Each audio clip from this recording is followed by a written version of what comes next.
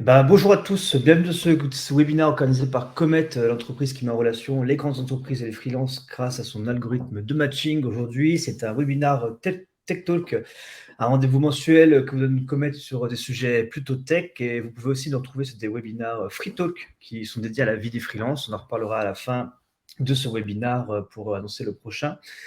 Le thème du jour est le suivant: Tech Lead et freelance, est-ce une bonne situation? Avant de démarrer, dites-nous dans le chat, pour vous, qu'est-ce qu'un Tech Lead? Quelle est votre définition? Ça sera intéressant pour en débattre après avec nos invités. Je m'appelle Maxence, je suis Tech Lead chez Comet et je serai votre animateur et modérateur des débats tout au long de cet échange. Je ferai aussi respecter le chronomètre. Et pour parler de ce sujet très intéressant des Tech Leads et du freelancing en tant que Tech Lead, j'accueille Nicolas, D'accord.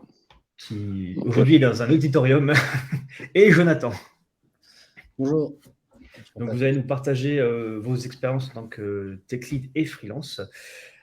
Du coup, on va commencer par une petite présentation, 1 minute chacun. Est-ce que, Nicolas, comme je te présente en premier, est-ce que tu veux commencer? ouais, pas de problème. Donc moi je suis tech lead depuis pas mal d'années, une dizaine d'années quoi. Je suis en freelance pareil depuis le même temps d'ailleurs. Donc j'ai eu l'occasion de participer à pas mal de contests, surtout bancaires. Et c'est vrai que c'est une belle opportunité en général de conjuguer le freelance et le tech lead. On va vous en parler plus en détail après quoi. Mais, voilà pour moi. Super. Jonathan? Alors moi je suis tech lead slash dev full stack. Ça dépend un peu de la mission. Parfois je rétrograde, c'est pour ça. Donc moi j'ai bossé maintenant j'ai commencé à bosser il y a 6 ans. J'ai un peu bossé un peu partout. Et là depuis le Covid je suis rentré en France. Et du coup je me suis mis freelance. Alors j'ai commencé avec une mission de tech lead il y a 2 ans, donc globalement pendant une bonne année et demie. Et là maintenant j'ai un rôle de dev slash tech lead encore à BCG pour une boîte qui fait du carbon accounting. Voilà. Ok, super. Du coup, tu sais bien ce que on a fait le pont sur la première interrogation, la première question de cet échange. Quel est le rôle du tech lead, vu que tu as dénoncé dev, un peu tech lead? Alors, est-ce que tu peux continuer sur, pour toi, quel est le rôle du tech lead? Alors pour moi, bon, c'est pas forcément systématiquement une casquette d'expert technique comme on pourrait un peu l'entendre. Alors le gros changement, alors je vais évidemment parler de mon expérience personnelle, mais le gros changement pour moi, ça a été plus en plus de prendre, on va dire, des tâches de dev basiques, quoi, de récupérer, de développer des features. Il y a toute une casquette un peu plus administrative. Alors souvent, on l'aime un peu moins, mais où on va faire le lien entre le PO, le PM, parfois le métier. On va essayer un peu de grossir les traits du point de vue technique pour rendre un peu les problématiques qu'on peut avoir un peu plus compréhensibles de chacun. Et donc, ouais, c'est vraiment ça, être un peu le relais entre tout ce qui se passe à l'extérieur de la Scrum Team du coup, l'intérieur et notamment les devs. Ok. Nicolas, d'accord, pas d'accord, une autre définition? Oui, assez d'accord, hein. Moi, j'assume que le tech lead, c'est vraiment un rôle dans l'équipe. Il y a des cas où j'ai vu des personnes qui confondaient le manager et le tech lead. Dans mon sens, le tech lead doit rester du coup la personne c'est un rôle, comme au même titre que tous les développeurs, on a un rôle juste différent. Et effectivement, le tech lead, moi, ce que j'ai pu vivre, en tout cas, c'est que la plupart du temps, on absorbe toutes les tâches qui personne ne veut prendre, hein. Donc effectivement, il y a la partie administrative, il y a les parties de recrutement, il y a des parties techniques aussi, bien sûr, hein, heureusement. Mais c'est vrai que c'est un peu le dernier maillon de la chaîne avant que personne ne veuille prendre les tâches, quoi. Donc dit comme ça peut être non vendeur, mais en fait c'est plein d'opportunités, hein. Parce que du coup, à faire ce que personne ne veut faire, finalement, ça nous permet de faire des tâches qui n'étaient pas spécialement prévues au début dans notre enseignement. Et ça peut être bien pour la relation clientèle, pour pas mal de choses. Est-ce que vous deux, en tant que tech lead, il y a des rôles que vous avez pris un peu malgré l'annonce officielle, malgré le post officiel de Tech Lead, a parlé préparation du webinaire des fois des Tech Leads qui font Scrum Master, un peu du management, un peu autre chose. Est-ce que c'est quelque chose qui vous est arrivé et si oui, comment ça s'est passé? Peut-être Nicolas, si tu veux reprendre du coup. Ouais, c'est vraiment quelque chose qui arrive très très souvent. Hein. On est là au début pour accompagner techniquement une équipe. Et dans les faits, ce qui va se passer, c'est qu'en fait, on va nous demander de faire le lien avec les cellules d'urbanistes, on va nous demander de faire le lien avec les cellules d'architectes. Donc en fait, on se transforme assez rapidement en solution architecte en plus du tech lead. On se transforme aussi en recruteur, parce que du coup, un conseil que j'ai quand on est tech lead, c'est d'être en charge du recrutement de l'équipe.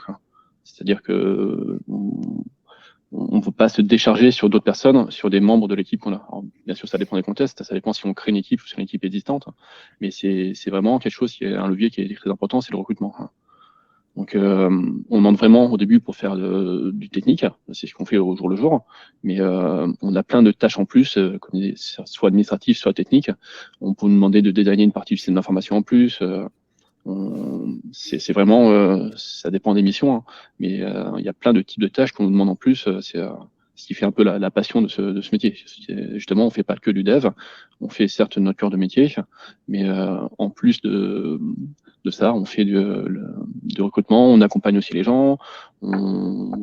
Souvent, on fait aussi du coaching de l'équipe pour la partie Scrum, parce que à défaut de savoir en avoir un Scrum Master, c'est le tech lead qui fait ce rôle. Hein. Donc, c'est vraiment une opportunité, je trouve, par rapport aux consignes de base. Quoi. Jonathan, même question. Ouais, à peu près le même constat pour moi. Bon, plein de fois, j'ai dû prendre le rôle de Scrum Master parce que, pour animer nos meetings, nos rituels. Et en fait, quand vous avez un peu cette casquette, vous devenez un peu le point of contact technique d'une feature team. Et ce qui fait que vous avez plein de requêtes entrantes en plus qui arrivent. Donc, vous avez par exemple du légal. Moi, j'ai dû par exemple remplir des contrats pour des SLA. Vous avez beaucoup de recrutement aussi. Vous devenez un peu l'intervieweur technique. Bon, même si maintenant il y a Coding Games qui fait bien le boulot, mais vous devenez quand même un maillon important de la chaîne. Et voilà, c'est tout ce qui va un peu graviter autour de l'équipe et toutes les requêtes qui peuvent être entrantes à l'équipe. Vous allez être le point of contact. C'est-à-dire à chaque fois, on va venir vers vous dès qu'il y a une interrogation qui est, on va dire, entre la technique et l'extérieur de la feature team. Ok, et du coup par rapport à ça, donc on a parlé du fait qu'en tant que tech lead, quand même, on va embrasser plusieurs rôles. En tant que freelance, comment on intègre efficacement une équipe, justement quand on sait que derrière, on risque d'avoir justement l'intégration de plusieurs rôles, quand même des interactions avec beaucoup de différents rôles, sur des managers, des Scrum Masters. Comment, en tant que du coup freelance, on arrive dans une mission, on intègre facilement, voilà, le plus efficacement possible une équipe, une structure. Alors, qui veut commencer sur cette question? Qui se sent? Ok, je vais désigner alors. Nicolas, vas-y.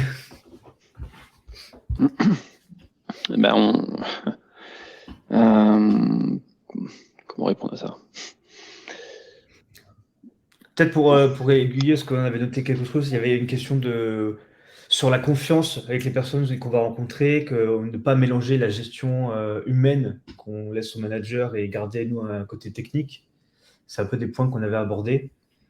Ouais, moi, j'ai pu faire l'erreur dans le passé, mais maintenant, je me suis réalisé que, ouais, comme je disais au début, c'est un rôle, le tech lead, et qu'on ne se substitue pas à un manager d'équipe. J'ai une vision un peu particulière peut-être du tech lead, mais moi, je mets en avant d'abord pas forcément l'équipe, étonnamment, mais plus le produit. Je me suis aperçu dans le temps, on va faire pas mal d'équipes différentes, que finalement, l'équipe change beaucoup. Que ce soit les internes ou les prestataires, les gens changent. Et le seul truc qui est stable dans le temps, c'est le produit. Et du coup, en tant que tech lead, il avait tendance au début à essayer de vachement focuser sur l'équipe. Et je me suis aperçu que des fois, il suffit qu'il y ait une ou deux personnes clés qui partent de l'équipe, que ça pose problème. Alors non, je focalise beaucoup plus mon approche sur le produit. Quoi. Alors, j'ai toujours bossé dans des démarches agiles, quoi, et ça matche plutôt bien. Et du coup, je me concentre plus sur comment maximiser la productivité pour le produit, plutôt que comment maximiser l'efficacité de tous les membres de l'équipe. Je me substitue pas un manager. Mon rôle, c'est de délivrer un produit de bonne qualité à mes clients. Et c'est mon approche, quoi. D'accord. Jonathan, est-ce que tu te substitues pas au manager ou est-ce que c'est tentant? Est-ce que des fois on te le demande? Alors, moi, honnêtement, j'essaie pas. J'essaie de faire en sorte que la légitimité vienne, on va dire, tout simplement du travail que je fais.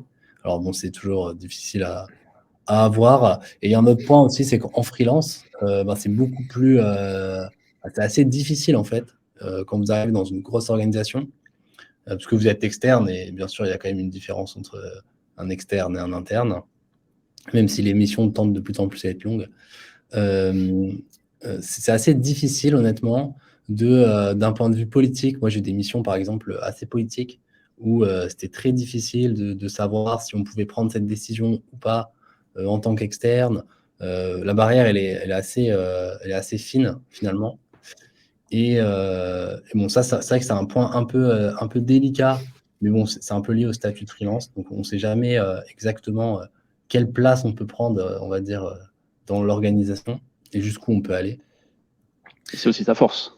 C'est la force du truc, c'est qu'en fait, on nous laisse faire des choses qu'on n'aurait pas forcément proposé à un interne. Parce que l'interne, du coup, il va être borné dans le sens, son contrat, en fait, va lui dire, tu fais ça et ça. Et c'est vrai qu'en tant que freelance, on aura plus tendance à dire, bah tiens, parce que c'est temporaire, fais ça en plus, quoi. Donc, on a la confiance, c'est un peu la difficulté après en tant que tech lead freelance. C'est par contre, il faut avoir une bonne relation de confiance avec son client, quoi. Quand on prend des tâches en plus, faut pas perdre d'esprit que en fait c'est du temps en moins qu'on a consacré à l'équipe. Donc ça, par contre, faut être clair avec le client quand il nous demande de faire un audit de sécurité, quand il nous demande d'aller voir les équipes légales pour faire n'importe quoi, pour faire des analyses en plus qu'on pas forcément d'intérêt directement en tant que tech lead. Il faut bien être clair avec lui que c'est en détriment du coup du temps à passer pour le job de tech lead. Sinon après il y aura une perte de confiance. Quoi. Mais du coup t'es plus là pour l'équipe. Mais c'est vrai que souvent, c'est ce petit bridge qui fait qu'on nous propose des assignements temporaires qui nous permettent, certes, c'est un peu délicat, mais qui nous permettent du coup de mettre un peu de sel dans la mission. Quoi.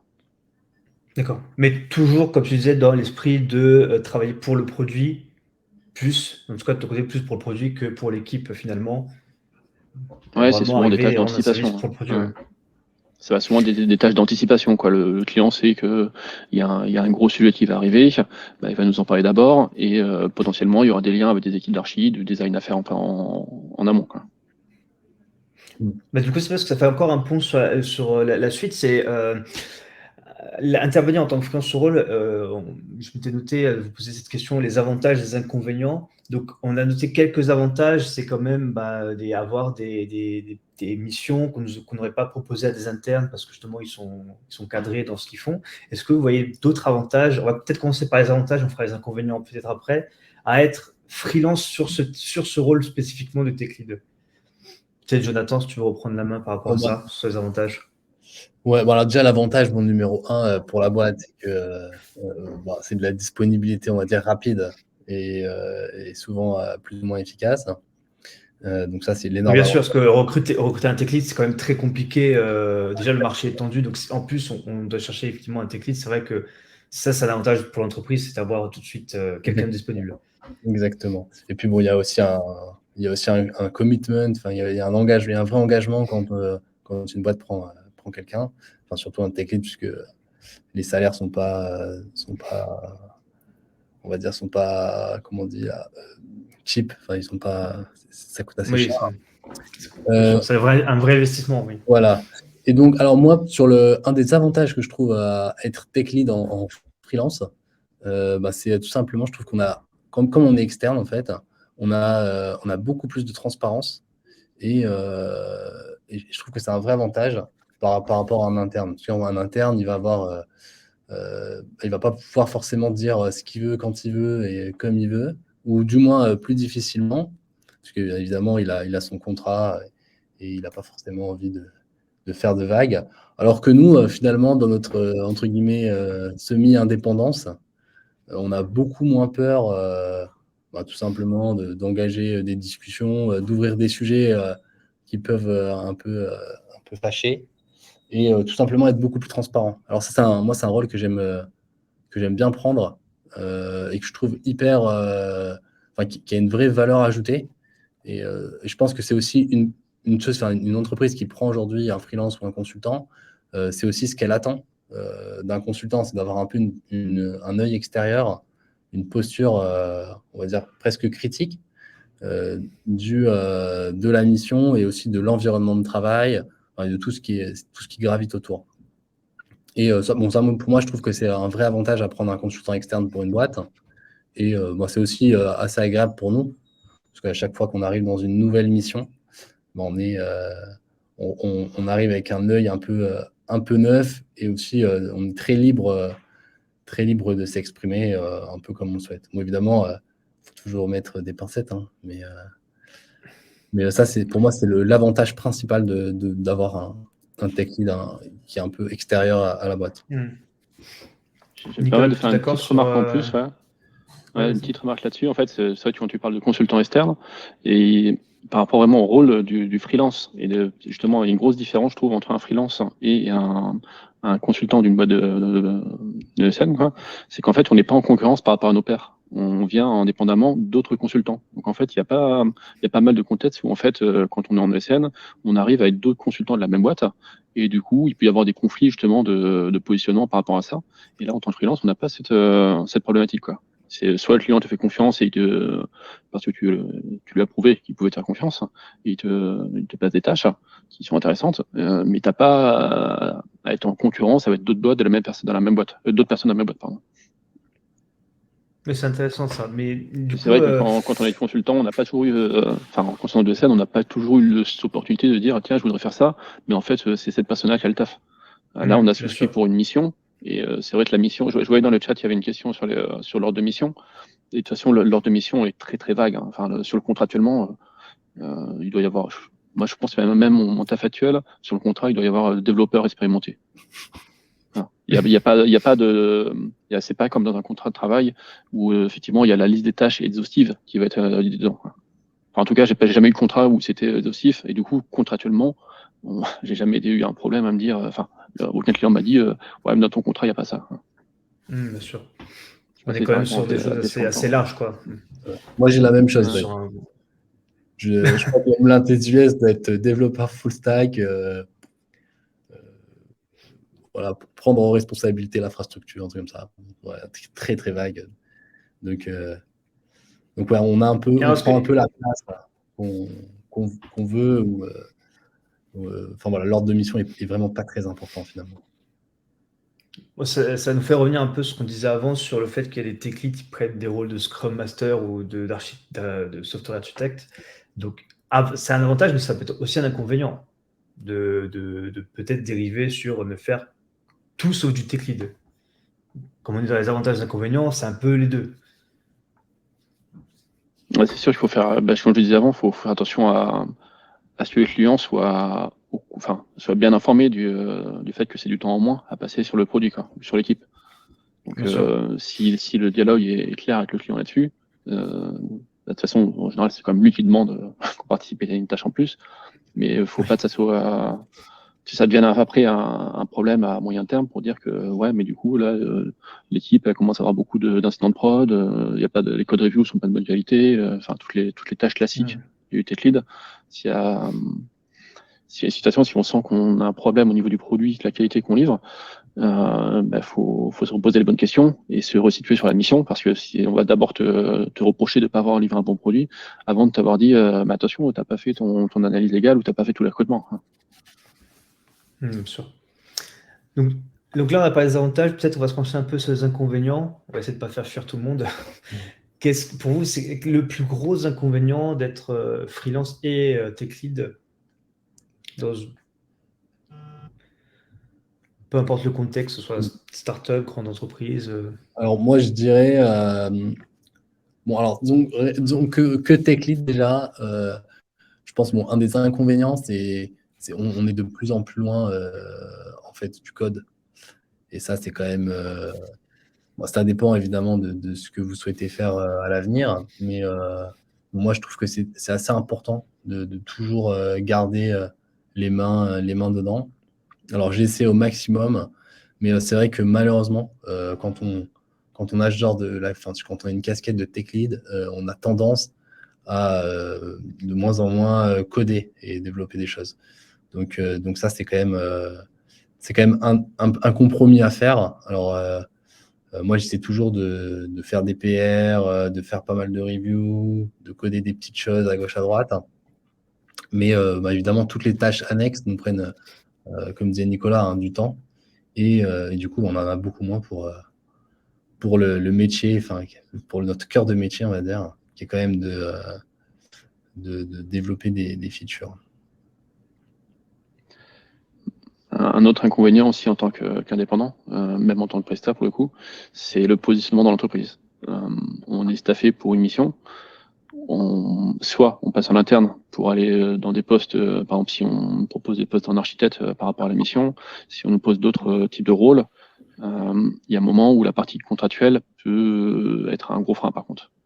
On reste au niveau d'un produit, d'une équipe en général, on gravite autour, mais si à un moment on veut se positionner plus haut dans la hiérarchie de la boîte, si c'est une grosse boîte, là par contre il faudra faire un choix de soit quitter le statut de freelance et passer en interne, soit voir ailleurs, quoi, ou continuer sur le même rôle. Mais en tout cas, il y a quand même un plafond de verre sur le taf, quoi. Il y a des postes qui restent réservés aux internes, quoi, et même l'implication qu'on demandera à un interne ou à un prestat va être différente, quoi. On va être beaucoup plus sur de l'opérationnel, moins sur de l'organisationnel, quoi.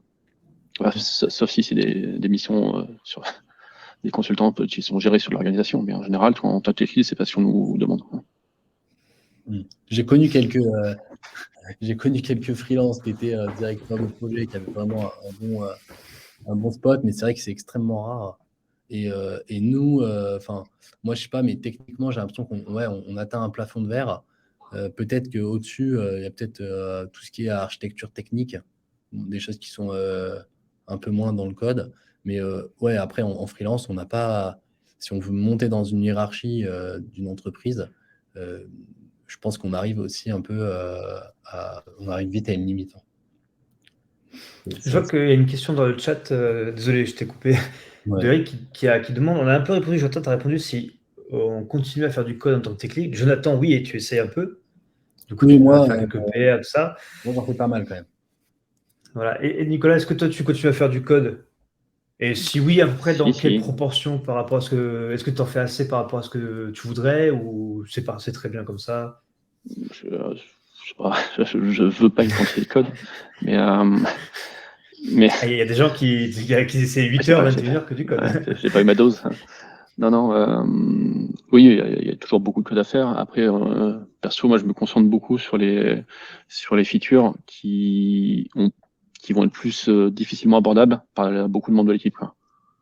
Donc, j'essaie de prendre une personne avec moi, au moins, dès qu'il y a des features un peu complexes. Mais c'est dès qu'il y a quelque chose de nouveau dans l'application à setuper, ça va être, en général, c'est peut-être lead qui s'en charge avec, moi, j'essaie toujours de prendre une ou deux personnes en plus pour que la connaissance soit diffuse. Et puis, même dans tech lead, on n'a pas la science infuse. Donc, c'est toujours bien d'avoir des avis d'autres personnes, quoi, dans l'équipe. Il faut toujours être à l'écoute. Enfin, je trouve qu'il faut toujours être à l'écoute, faut pas imposer, quoi. Mais ouais, voilà, c'est mon avis là-dessus, quoi. Du coup, moi, j'attends si tu as quelque chose à rajouter. Sinon, j'ai une autre question à vous poser. Non, je pense Qui est pas. peut-être un peu plus dans la technique, c'est est-ce que le tech lead doit être un expert technique ou c'est pas nécessaire? Si. Ah, Si t'arrives et tu sais quand répondre même, à un une petit question peu quand technique, même. en fait, il doit pas être expert sur toutes les technos. Finalement, quand il distingue une personne qui devient tech lead en général sur les missions, c'est une personne qui va, même quand il est encore on va dire en dev, c'est des personnes qui vont commencer à prendre les tâches d'ops. Toutes les tâches en fait qui sont un peu différentes de ce que tu as pu apprendre en pur développeur. Et les personnes qui commencent à prendre les tâches d'ops, en général, on les retrouve après à faire du tech lead. Donc en fait, oui, on a besoin d'être très technique, Après, on n'a pas besoin de savoir toutes les technos. Plein de fois dans l'équipe, tu as un ou deux personnes qui arrivent dans l'équipe et qui sont peut-être à 2 ans d'expérience, 3 ans d'expérience et qui vont mieux connaître l'implémentation de la techno. Ce qui reste important, c'est de connaître les fondements, en fait. C'est de deviner comment marchent les frameworks. Quoi. On n'a pas forcément tout le temps le temps. Ouais, voilà. Ça, c'est les frameworks ou même les briques du système d'information. Il faut juste deviner à peu près ce qui devrait se passer pour comprendre comment interagir avec. Et après, si on a besoin d'interagir avec, soit nous, soit l'équipe passe du temps pour interagir dedans. Mais on n'a pas besoin de connaître tout le temps, tout en détail. Quoi. Il y a trop de techno pour se permettre ça. Si on fait de l'Elasticsearch, on va pas. Enfin, si on est, il y a des gens qui sont spécialisés dans CTP, une infra de l'Elasticsearch. En tant que tech lead, on va être expert sur la consommation d'une infra existante. Ça va être la différence. Moi, je ne sais pas du tout CTP, c'est une archi élastique. Pourtant, j'en fais tous les jours. Jonathan, dis-nous tout, expert technique ou pas? Non, moi je suis assez d'accord. Enfin, en fait, pour moi, il y a quand même besoin évidemment d'un minimum. Il faut évidemment il faut être solide techniquement.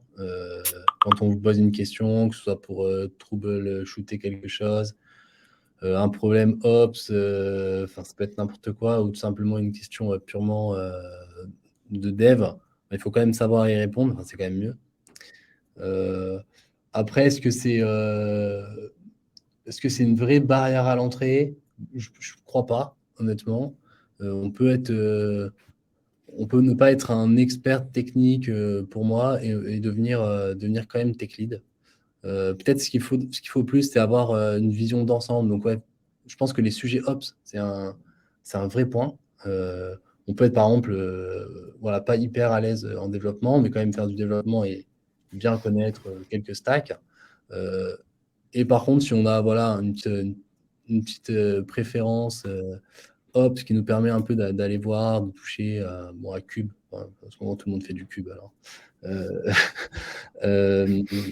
C'est vrai que ça aide énormément et ça permet aussi d'avoir facilement un pont vers ce genre de rôle qui est un peu plus transverse.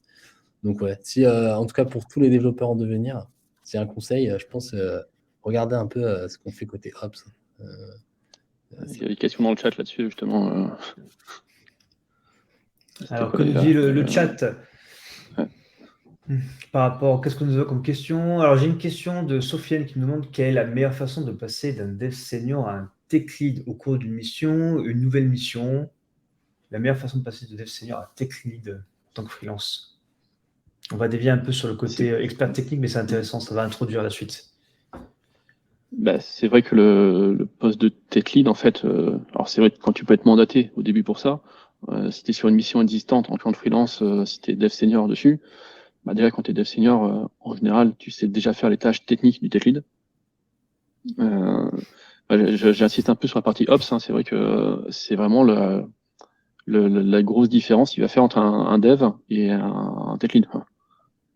Toutes les tâches d'Ops, en fait, je dis souvent dans l'émission, c'est un peu bête, mais il y a 2 types de personnes. Il y a ceux qui veulent faire de l'Ops et ceux qui en font.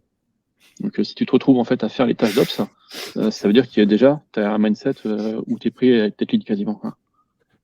Mais c'est vrai qu'il ne faut pas aller demander de faire les tâches d'Ops, il faut juste les faire. C'est des fois difficile on en parle souvent dans les rétrospectives, ce sujet revient très souvent, je trouve. C'est qu'est-ce que je voudrais plus avoir des tâches techniques, c'est toujours les mêmes qui font les tâches techniques. Mais dans les faits, en fait, finalement, il y a ceux qui les font et ceux qui demandent à les faire. Donc, arrangez-vous pour faire les tâches techniques sans forcément les demander. C'est pas quelque chose qu'on sert sur un plateau, c'est quelque chose qu'il faut s'approprier. Voilà. Jonathan, peut-être des petits tips pour nos amis freelance. Ouais, je dirais, au sein de la même mission, finalement, comme vous êtes freelance, n'ayez pas peur de prendre la place qui vous semble la bonne. Souvent, quand on arrive en mission, quand même, on a cette flexibilité de prendre un peu les tâches qu'on souhaite. Et bon, moi, j'ai pas connu beaucoup de, comment on appelle ça, là, le gatekeeping. J'en ai connu quelques-uns qui gardaient au chaud leur place et aussi toute leur tech. Mais globalement, c'est assez ouvert. Et quand vous arrivez dans une mission, vous pouvez un peu prendre la place que vous souhaitez. Donc, ouais, moi, je rejoins totalement Nicolas. D'ailleurs, je l'ai fait très souvent. Mais prendre des tâches Ops en plus du dev, un peu en opportuniste, ça aide beaucoup tout simplement à passer un peu à une autre échelle. Et puis, dès que vous prenez des tâches Ops, vous devenez un point de contact important pour tout ce qui est la production et on va dire le cœur du réacteur, quoi. Donc c'est un très bon moyen de passer. Et après, sinon, il y a évidemment changer de mission et dire qu'on recherche une mission de tech lead, si possible. Bien sûr. Bah, c'est bien parce que du coup, c'est bien parce que depuis tout à l'heure, on fait des ponts comme ça. Je pense qu'on est pas mal. La question que j'avais suivante, c'était comment devient-on tech lead? Alors, on en a parlé en préparant ce webinaire. On sait qu'il n'y a pas de formation réellement de tech lead. Ça, en tout cas, nous, on n'en a jamais vu. Comment on sait, comment on devient tech lead? On n'en a jamais vu parce qu'en fait, c'est un rôle, c'est pas un poste. Chacun va avoir son propre affinité à devenir tech lead. Mais soit on est staffé effectivement pour être tech lead, c'est identifié par le client au début, soit en fait l'ancien tech lead passe à part et on prend le poste, quoi. Mais il faut montrer une appétence en fait à prendre les sujets. C'est vraiment ça, quoi. Si tu es sur un poste, sur une mission actuelle, et en fait tu as des propositions et tu te portes toujours volontaire pour prendre les sujets, dis ça je peux faire ça, même si ça te passionne pas spécialement, en fait on va te faire confiance, on va donner plus de tâches et tu vas être identifié pour être passé tech lead sur le projet, quoi. Après, si c'est sur une nouvelle mission, de toute façon tu candidates en tant que tech lead, et après chargé à l'entretien, si tu as un entretien avec un client, pas de mentir à l'entretien, hein, bien sûr, mais de mettre en valeur les tâches que tu as faites sur tes précédentes missions qui sont à Tinaz, tech lead. Jonathan, quelle est la voie de la vérité pour toi? La voie royale pour devenir tech lead? Moi, ouais, je pense que c'est à peu près ça. C'est lorsque vous êtes dans une mission, c'est être proactif. Et en tout cas, moi, c'est passé comme ça. Je suis arrivé dans une mission il y a 3 ans. J'étais développeur freelance. Et juste en étant un peu proactif, on m'a bougé tech lead. Je n'ai même pas demandé. Donc c'est un peu arrivé comme ça. Et ensuite, là, dans les nouvelles missions, souvent, rien qu'en présentant les expériences que j'ai, on me positionne un peu tel quel, quoi. Donc c'est un peu, c'est un peu concours de circonstances, mais je pense que pour avoir ce genre d'opportunité, tout simplement, ouais, c'est proactivité dans votre sujet, dans votre daily work de dev, et ne pas hésiter à prendre des sujets un peu annexes dès que vous voyez une opportunité, foncez, quoi. Du coup, on a parlé de la proactivité. Est-ce qu'il y aurait d'autres qualités requises pour faire un tech lead et assurer un bon tech lead? Nicolas, je sens que. Non, je passe aux inconnus, pardon. Et a fortiori des bons tech leads. Non, en fait, c'est vrai que c'est pas si bête leur sketch, hein, mais c'est vrai qu'en fait, quelqu'un qui va pas rester tech lead, c'est quelqu'un qui va peut-être pas être assez flexible dans son assignation. Si justement il se dit j'ai été nommé pour être tech lead et il fait que ça, enfin il s'occupe que de l'équipe et en fait il n'est pas ouvert aux autres demandes, au final ça peut créer de la crispation et ça peut créer des problèmes. Il y a aussi, je pense, le fait qu'il ne faut pas se comporter comme un chef de projet, ni un manager. On est tech lead. C'est notre taf, et dans le sens où on est staffé comme les autres personnes des équipes. Et donc, dans notre manière de communiquer aux personnes, on ne doit pas prendre un air supérieur, on doit assumer notre rôle tel qu'il est, quoi. J'attends. Quelles sont Oui. les qualités requises? Ouais, pour moi, c'est soft skill à fond.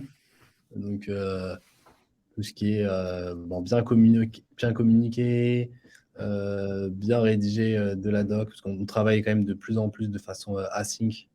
Donc, bien rédiger les choses, être hyper ouvert et, comme disait Nicolas, hein, très flexible sur les tâches qu'on a à faire. Essayer de trouver où est la valeur pour la boîte. Parce que on travaille quand même bon, malheureusement, nous, on travaille quand même beaucoup dans la tech et souvent, on perd un peu de vue quelle est la valeur ajoutée du point de vue business à ce qu'on fait.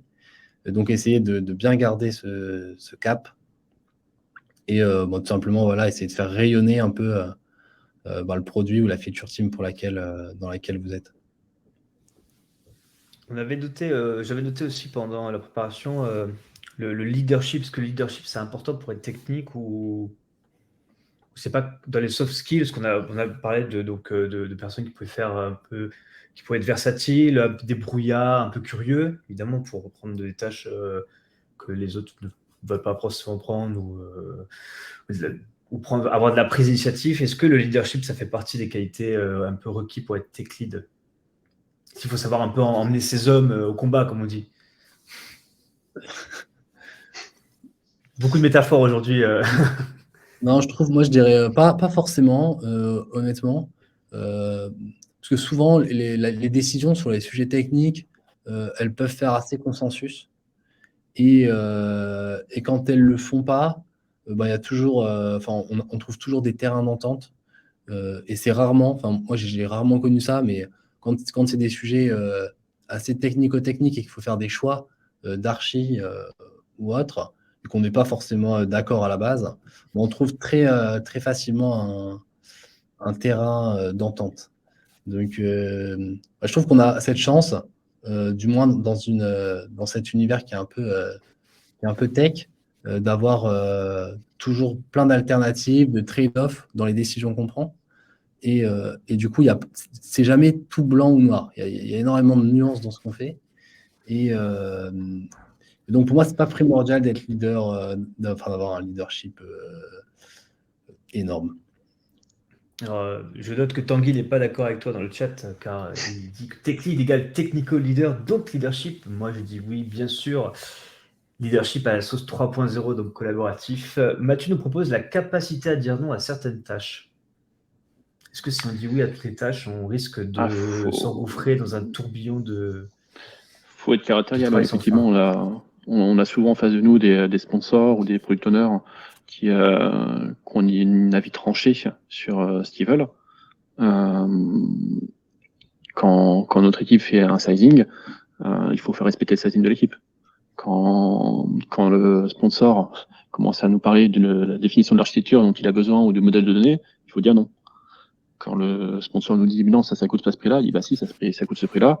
Et si jamais tu n'es pas d'accord, dans ce cas, on reparle du besoin. C'est peut-être qu'on a mal compris ou parce que soit on a mal compris, soit il s'est mal exprimé, du coup on doit revoir le besoin. Mais effectivement, c'est un métier où tu dis souvent non, quoi. T'es pas l'ami de tout le monde, hein, tech lead. Le but, c'est pas de faire un consensus autour de notre poste. En tout cas, mon but, c'est pas de faire un consensus autour de mon action, c'est de faire un consensus sur le produit. Pour faire vraiment en sorte que le produit qu'on livre à la fin, il soit bon et en fait, il corresponde à ce qui est demandé au bon prix. Jonathan, faut-il savoir dire non à certaines tâches, hein. Faut pas dire non à tout, hein, parce que non, sinon c'est compliqué. Carrément, il y a plein de choses où on doit dire non. Alors peut-être que du coup, le leadership, il est peut-être un peu là. C'est lorsqu'on doit dire non. Il y a plein de choses qu'on va nous demander de faire ou qu'on va demander de faire pour le produit qu'on peut juste remettre en cause, puisque les gens savent pas exactement quelle est la charge ou l'impact total d'une telle feature, d'un tel développement. Et du coup, remettre en question à chaque fois ce qu'on vous demande, bien sûr, bon, pas tout le temps. Hein. Et je pense savoir dire non, c'est hyper important. Surtout un non structuré. Nous qui avons un rôle technique et qui avons du coup une bonne partie de la connaissance quand même des produits. Et voilà, si on dit oui à tout et n'importe quoi, il y a de grandes chances que votre produit il aille dans le mur. Super. Messieurs, il nous reste on va prendre 15 minutes pour répondre aux questions. On a fait à peu près le tour des sujets que nous voulions aborder. Il y a une question de Tanguy dans le chat. Faites-vous la distinction entre tech lead et architecte logiciel ou software architecte pour les plus anglophones d'entre nous? C'est deux rôles distincts en fait. Sauf que le tech lead prend souvent ce rôle-là aussi. Le tech lead, son but, c'est vraiment de gérer l'équipe, de gérer les sprints, de gérer le garant en fait, du livrable du produit. L'architecte solution, il va définir l'implémentation. Il va définir l'architecture logicielle. Mais il se trouve que en fonction des contextes et du client et de la capacité technique du tech lead, c'est un rôle qu'on fait souvent. Il y a ces deux rôles différents. Quand on est recruté en tant que tech lead, on fait souvent des solutions architectes, mais c'est pas une obligation. Pour moi, ouais, c'est très différent. Alors déjà, la grosse différence, souvent, moi j'ai toujours connu des software architectes qui étaient à l'extérieur de la team, qui faisaient pas partie intégrante de la team, qui étaient là un peu en support, consulting extérieur à l'équipe pour proposer une archi, voire donner la stack qui est un peu qui a été décidée au niveau d'une DSI, quoi. Donc souvent, ça sert à ça. Alors moi, j'ai pas des extrêmement bonnes références avec les allers-retours avec les architectes. Je trouve que le pattern, tech lead, ça. ouais, je trouve que ce pattern-là, il est compliqué pour nous. Enfin, il est un peu compliqué pour tout le monde, quoi. Mais bon, j'imagine qu'il y en a qui sont très bons et qui font les choses très bien. Mais en tout cas, ouais, pour moi, c'est très différent. Il y en a un qui est dans l'équipe et il y en a un qui ne l'est pas, quoi. Il y en a un qui a une vision produit et l'autre qui a une vision pure technologique. C'est ça. Et c'est vrai que le tech lead s'entend rarement avec les solutions architectes externes. C'est un constat. Pas de conflit. Non, mais c'est un constat. C'est fondamental par rapport aux deux rôles. Oui. C'est en fait le tech lead, en fait, il va chercher l'indépendance de son équipe pour optimiser son efficacité. Et le solution architecte, quand il est externe à l'équipe, il va arriver avec des contraintes. Donc, il va moins laisser de latitude à l'équipe pour faire ce qu'elle entend. Et en plus, ça va lui dire comment travailler. Donc, c'est forcément toujours perçu comme une agression à l'équipe. Il y a c'est fondamental aux deux postes. Tanguy nous propose une petite distinction. Il dit, perso, je dirais que tech lead, c'est un rôle et software architecte, c'est un métier. Il rajoute, mais je ne suis pas sûr. Est-ce qu'on peut le voir comme ça? Est-ce que ce hashtag, c'est plus un métier et le tech lead un rôle? Ou est-ce que les deux peuvent être un rôle ou on doit les considérer comme un rôle? Non, effectivement, solution architecte, c'est souvent... dans les appels d'offres, en tout cas, c'est souvent des jobs dédiés, quoi. Mais après, le rôle est dédié, mais les tâches qui sont faites sont également faites par les tech leads. Donc, bon. Ça dépend évidemment des entreprises, du contexte. Je prends une question de Swan. Vous êtes tech lead dans des feature teams? Point d'interrogation. Est-ce que vous êtes tech lead dans des feature teams ou pas du tout? Oui. Oui, Nicolas? Si, je le lisais sur le chat, du coup, je suis monotache. Il n'y a pas de souci. Je disais, est-ce que vous êtes tech lead dans une feature team? Tu vas dire.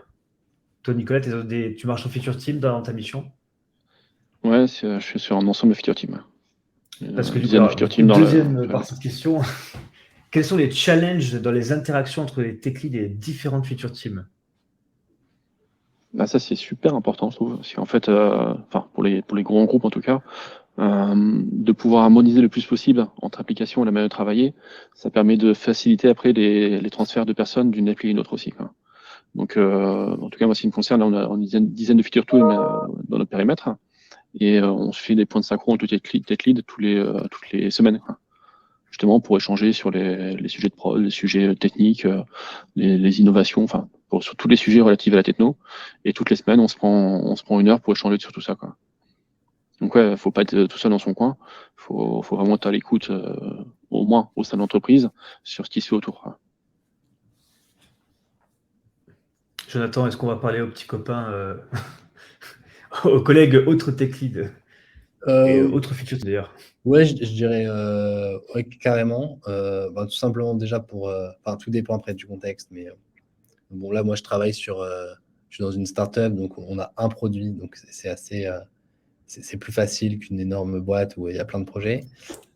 Mais ouais, rien que pour garder, on va dire, l'harmonie d'un produit, que le produit soit cohérent, qu'on utilise les mêmes patterns, les mêmes choses, les mêmes composants.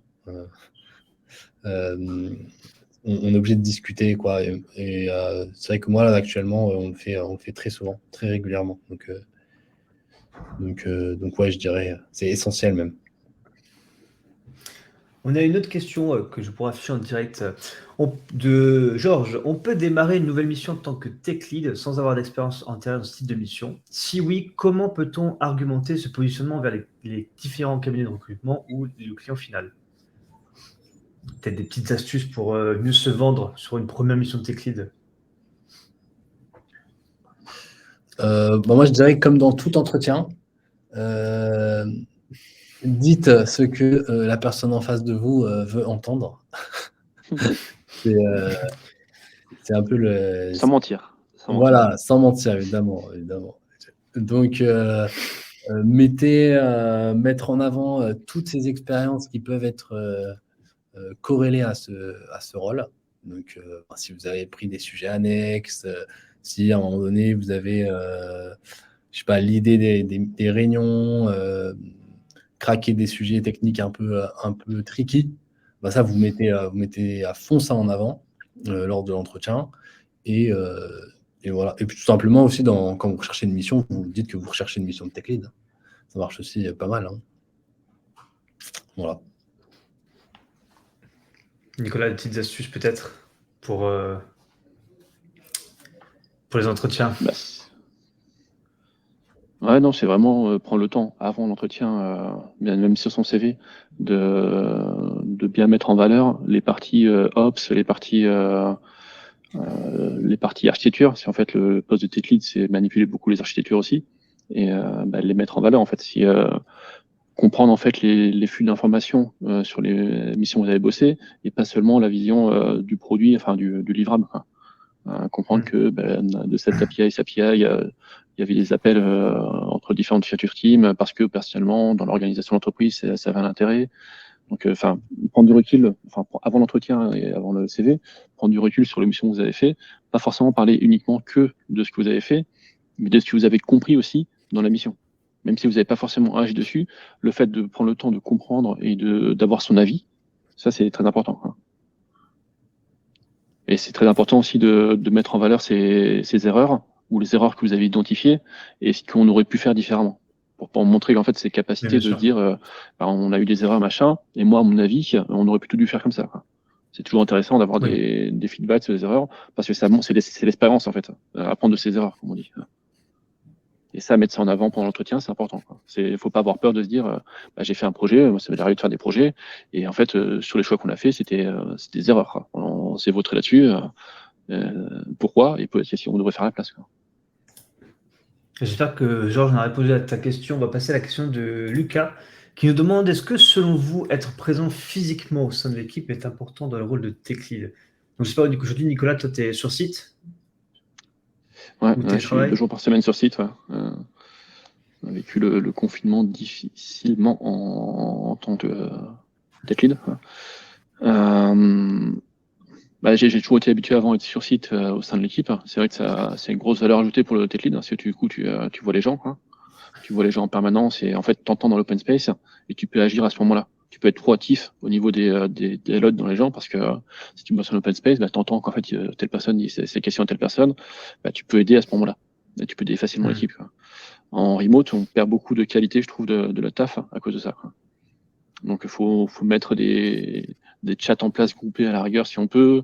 Faut aller plus vers les gens pour que justement ils s'expriment si jamais ils ont des difficultés dans leur tâche du quotidien pour pas qu'ils soient bloqués trop longtemps. Faut être super attentif au délits, au point de blocage. Et beaucoup de personnes en fait de l'équipe vont pas forcément dire qu'ils sont bloqués. Mais si pendant 2 jours en fait on identifie que ça fait 2 jours qu'ils me parlent de la même tâche, ça a pas d'avoir avancé, attention, faut que j'aille l'aider, quoi. Ou faut jamais lui demander s'il a besoin d'aide, quoi. Donc il faut être beaucoup plus vigilant que dans l'open space, quoi. C'est moins cool. Ouais, moi c'est pareil, je suis aficionados du bureau. Donc je suis tous les jours quasiment au bureau. Alors, je pense que la flexibilité du télétravail, on est tous d'accord là-dessus, ça reste génial. Ça permet tout simplement, quand on a quelque chose à faire à la maison, de pouvoir le faire. Mais ouais, moi, je rejoins totalement Nicolas. Je pense que tout ce qui est informel du bureau, c'est hyper important. Même du point de vue social, hein. Je pense que tout simplement être physiquement présent avec des gens et son équipe, c'est complètement différent que par écran interposé. Enfin, on crée beaucoup moins de liens à distance que en personne. Donc ouais, moi, je dirais 1000% pour le bureau. Et tout le côté informel aussi du bureau, hein, les discussions de couloir, les cafés. Il suffit de croiser, parfois on croise des collègues qui n'ont rien à voir avec la feature team dans laquelle on travaille, puis on apprend beaucoup de choses, ce qui est en fait ce qui n'arrive jamais à distance. Donc ouais, moi C'est toute cette partie humaine dans le rôle de tech lead, de communication, recueil des informations. Exactement. Ça passe mieux en physique qu'en télétravail, quoi, finalement. Exactement, ouais. Exactement. Après, il faut apprendre aussi dans notre métier à travailler. On a beaucoup d'offshore en fait. Hein. On bosse, à Brancusi, il y a beaucoup en Inde. L'année dernière, en fait, ils bossent avec nous. Faut apprendre justement à gérer cet aspect à distance, quoi, avec les bons outils, le visuel quand on peut. Si on peut mettre la caméra, c'est déjà pas mal, parce que du coup, c'est très difficile d'avoir des fois des feedbacks quand on voit pas les gens. Quoi. Quand, même au sein d'une équipe qui est physiquement, enfin qui est tout le monde n'a pas en Île-de-France, quoi. Enfin en France. Quand on fait une presse, on débriefe les gens. Par exemple, je reprends les exemples de l'Estate Search. On leur fait une presse pour dire voilà, l'Estate Search, voilà comment on le consomme, voilà ce que c'est, machin. Et en fait, on n'a pas le visuel des gens. On ne sait pas si les gens ils écoutent, s'ils ont un feedback ou pas, s'ils ont des questions, s'ils sont curieux, attentifs. On voit pas les gens, quoi. Donc ça, on prend sur nous en général. Hein. Du coup, on présente les choses, on n'a pas de retour, on ne sait pas si ça a plu, si ça n'a pas plu.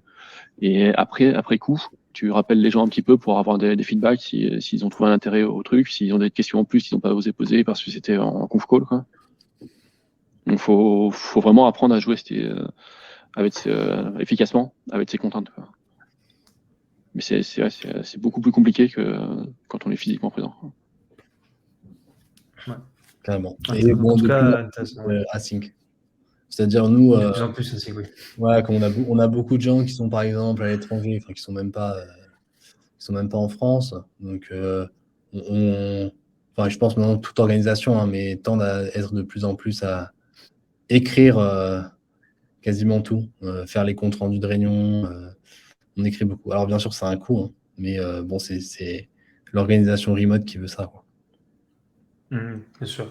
Qui pourrait être d'ailleurs un sujet totalement, qui pourrait refaire une heure de discussion sur le remote, la sync, cette nouvelle mode un peu de distinction. Moi, je vois beaucoup ces distinctions remote et async maintenant dans certaines offres. Donc, en tout cas, c'est super intéressant. Merci à vous deux. Il nous reste, on est dans les temps, il est 13h53.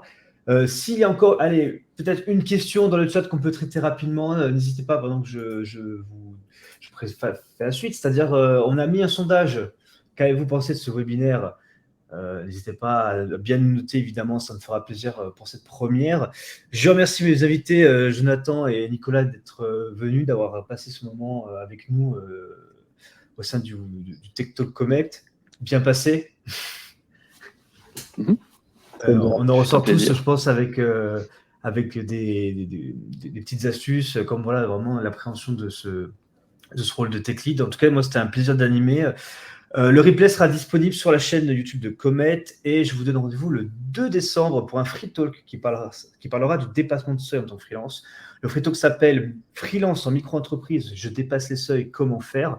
On espère vous voir nombreux. Le lien va normalement vous être partagé dans le chat par l'équipe et si ce n'est pas le cas, ça sera fait soit dans le cercle de la communauté, soit sur nos réseaux, donc principalement LinkedIn. Bon, je vous remercie à tous d'avoir écouté pendant cette heure. Je vous dis à la prochaine. Je ne sais pas si c'est moi qui présenterai le prochain webinaire. Voilà, il vient d'être partagé par l'équipe Comet sur le chat. Merci Jonathan, merci Nicolas. Et je lance le signe pour couper l'enregistrement à l'équipe. Merci à tous. Merci. Bon après-midi.